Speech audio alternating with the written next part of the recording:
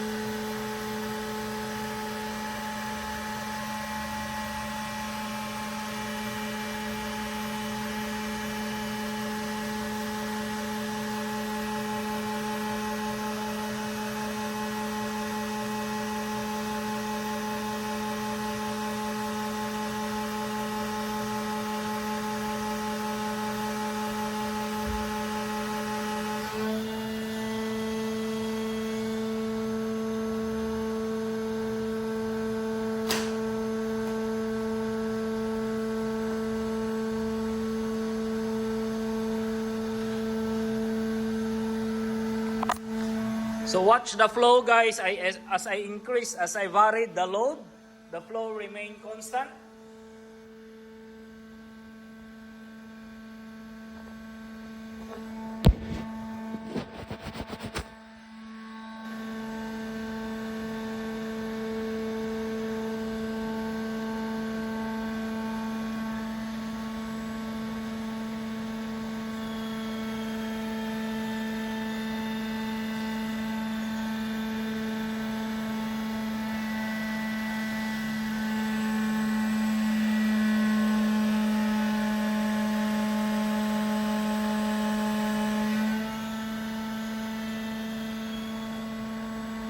So as you notice, so this is the LS pressure and this is the P1.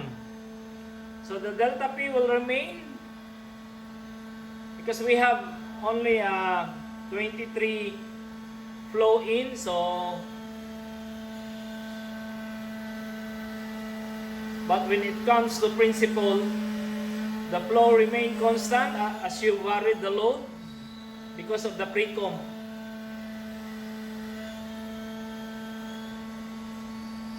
As long that you don't change the pilot pressure, that's the pilot pressure. As long that you don't change the pilot pressure, the flow remain constant. Remember guys that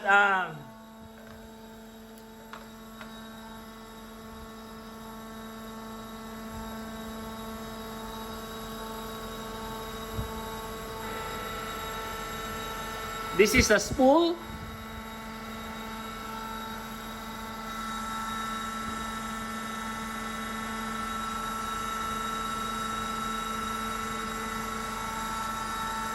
So this is the flow of the spool characteristic. Okay, as you change the stroke, the flow changes. All right?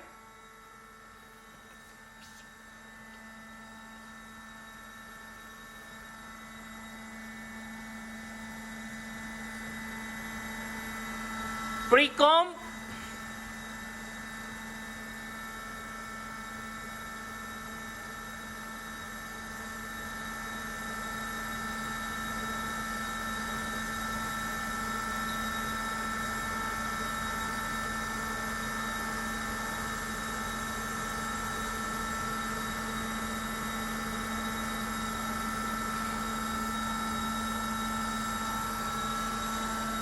As long that you don't change the opening of the spool, the flow remain constant because Q. So as long that delta P remain constant, the flow remain constant. Okay?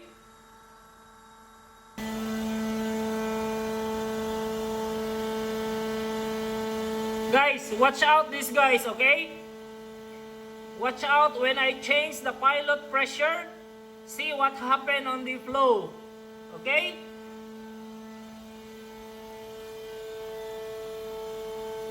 So at the moment, my pilot pressure is 15.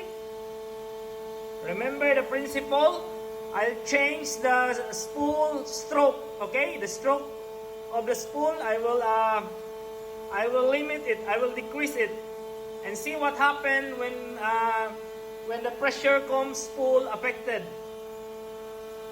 Alright, I lower it by adjusting the pressure reducing valve.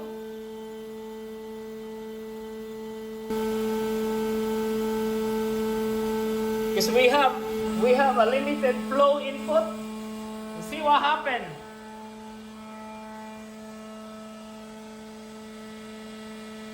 So you see the differential pressure now is getting higher beyond the spring limit or the spring setting of the pressure comb. As you notice, the flow changes. So the more I limit the pilot pressure, so obviously because the spool restrict the flow, it will increase your delta P.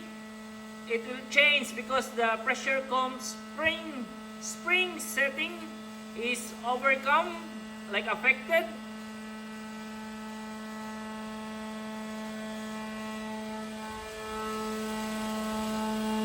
The more I decrease,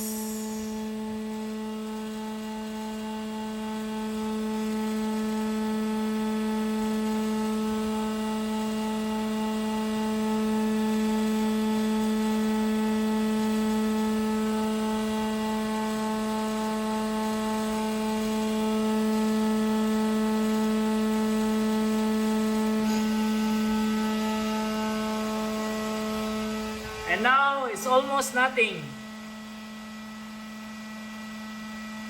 Alright? So now I go up.